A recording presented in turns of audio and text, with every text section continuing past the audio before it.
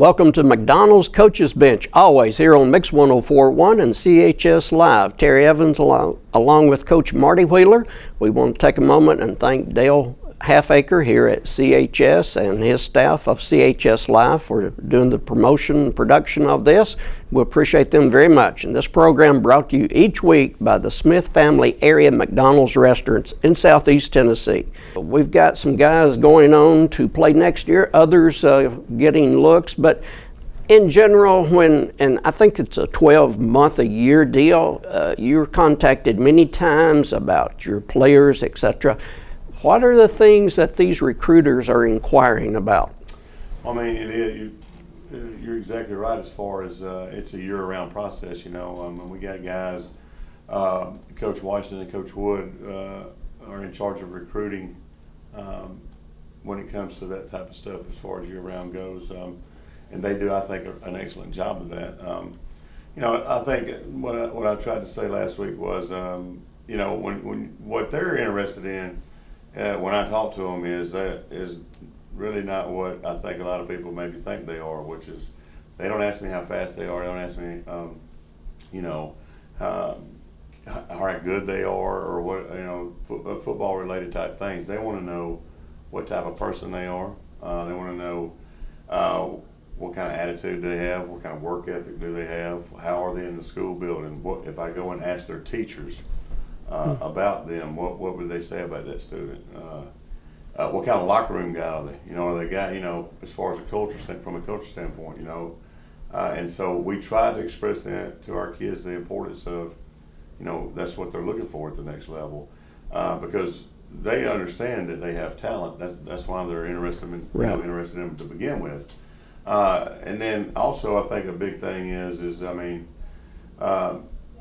we try to do the best job we can with our guys as soon as they come in their freshman year now. You know, we give them the sort of a outline, you know, of what they should be doing on their end academically, so that if they're fortunate enough for someone to be interested in playing the next level, that they have checked all the boxes that they have to from a clearinghouse standpoint and just what the NCAA requires you to have to qualify to play at that level. Right. And so, you know, you'd be surprised at how many folks don't know that. Like, and so it's, you know, we try to give them things that you can put it on the refrigerator, you can keep it in your room. But I mean, that way, from the beginning to you graduate, you and your parents have the opportunity to, you should know exactly what they have to get done. And so there's no miscommunication there from anybody's standpoint. And so I think that, as long as we're able to give them the roadmap of what they've got to do from an academic standpoint, to if they're talented enough to qualify and somebody wants them to play for them at the next level, then, you know, the rest of it's sort of up to them. And so we try to just, you know, constantly remind them of and inform them of what it is that college coaches are looking for. And so I mean, I think that's what you have to do, but it's a year-round process, and you know we want our guys that have the opportunity to go to the next level. We want to make sure that we are doing the biggest thing we want to do. Why we do all that is we want to make sure that when they get the opportunity to go, right, they have been prepared well enough from a academic, work ethic, attitude, culture standpoint that not only do they go, they stay. Okay, and so because we don't want our guys going somewhere to school to have a chance to play sports because they're not prepared. Our job is to prepare them for that, and we don't want to, you know, fail the kid or the school in that. And so, really excited about some guys this year having an opportunity to go to the next level and continue their career, and then also get an opportunity to get a great education while they do it. One of the most interesting aspects to me is the culture question. Locker room question, you know, that they see how good a player is, what he can do on the field. Always understand about the grades. They you know, they don't want somebody. They don't want to spend their time getting somebody to their school that just isn't going to make it academically. But football, you got like 80 players on the team or whatever, and if there's a student with a good football ability, but he can't, if he's a problem in the locker room, off the field, I can see where they're not interested. So that's very important. Sure it is, and hopefully, I completely understand what they're, as a coach, why they ask those questions. I mean, that's very important because, whatever the issue is, if it's a maturity problem or not understanding, again, what it takes to play at the next level. And so I think that, our staff does a really good job at trying to prepare those guys for what the best we can for what they're going to face. I mean, we're probably a little more patient with them at this level than they're going to be. Oh yeah. But I mean, and we try to explain it to them. So hopefully, I think on our end, we're doing everything in our power to try to give that guy the best chance if he's fortunate enough to go to the next level to stay.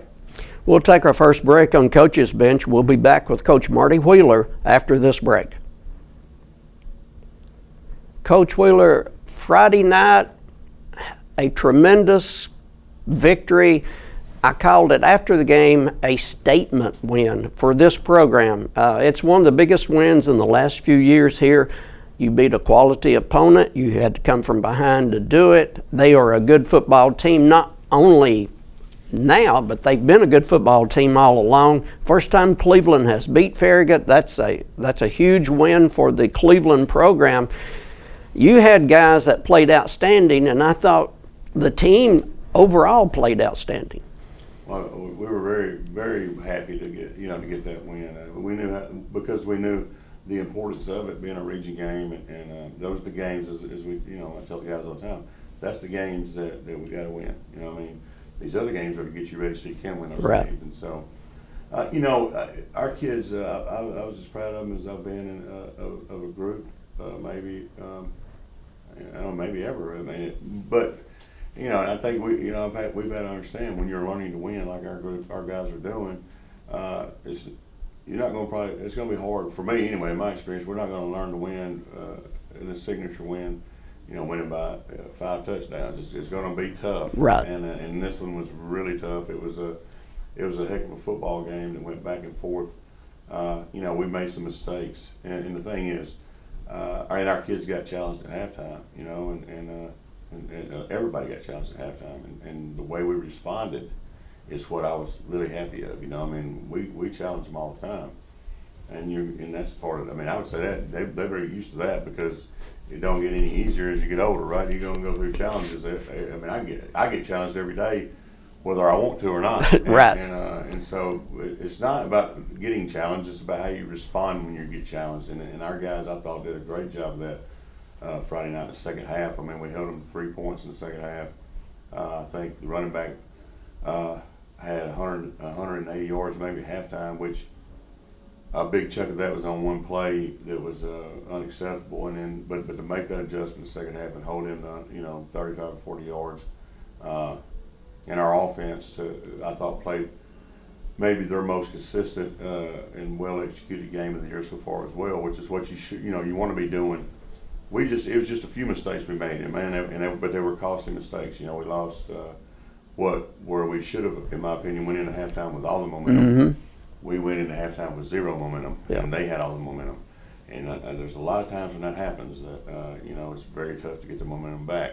But I was really proud of the way our guys responded in the third quarter, and we were able to regain the momentum and then finish the game. One of the most pleasing things to me, Coach, was fourth quarter. The Cleveland side was rocking, and I know because that press box was doing this.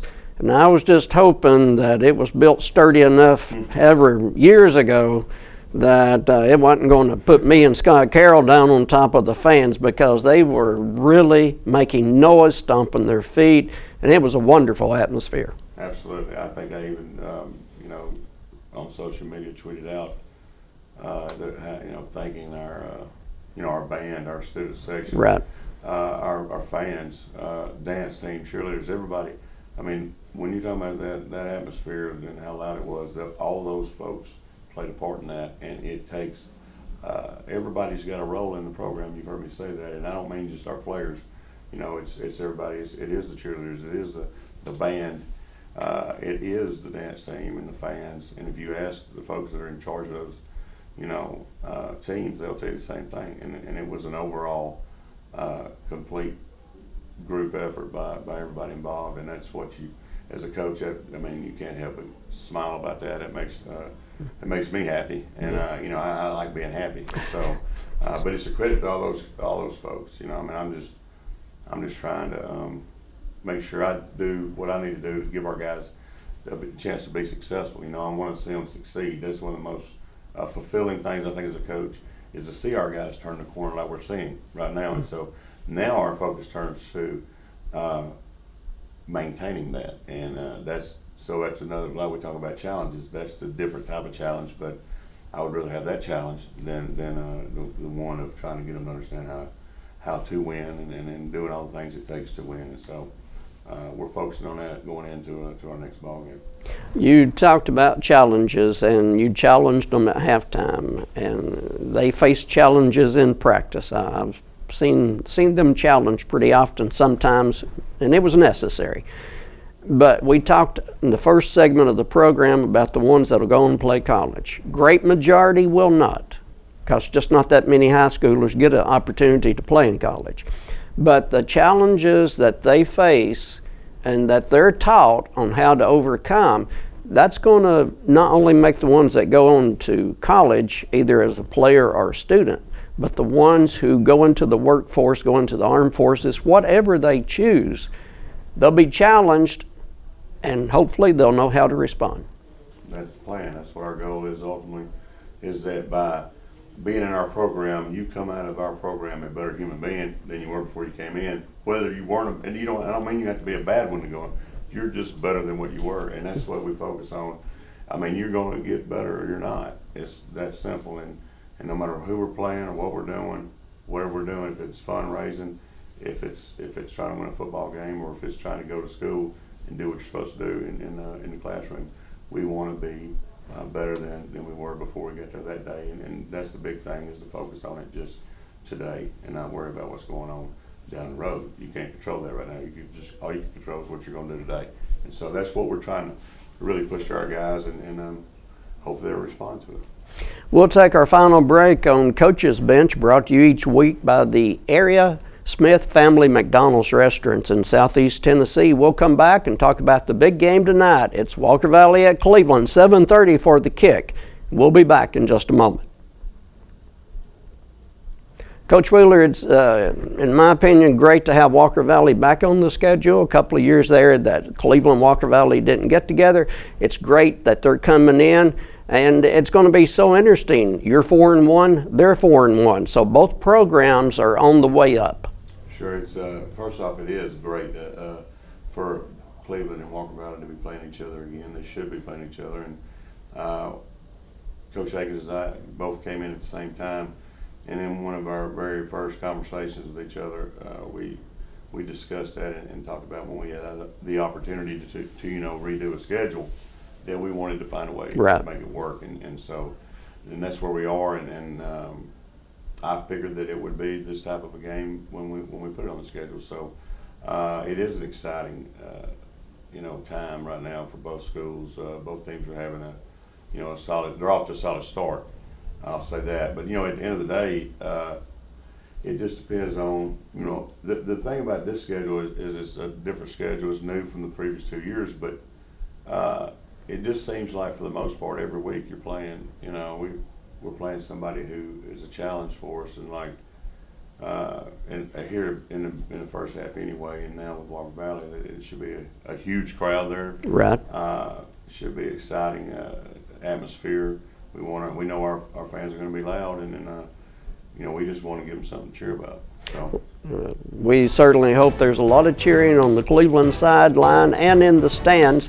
Thanks again to Smith Family McDonald's, bringing you Coach's Bench with Coach Marty Wheeler. Once again, thanks to Dale Halfacre, everybody associated with CHS Live, and also Mix 104.1. Until next week, Terry Evans, Coach Marty Wheeler. Have a good one.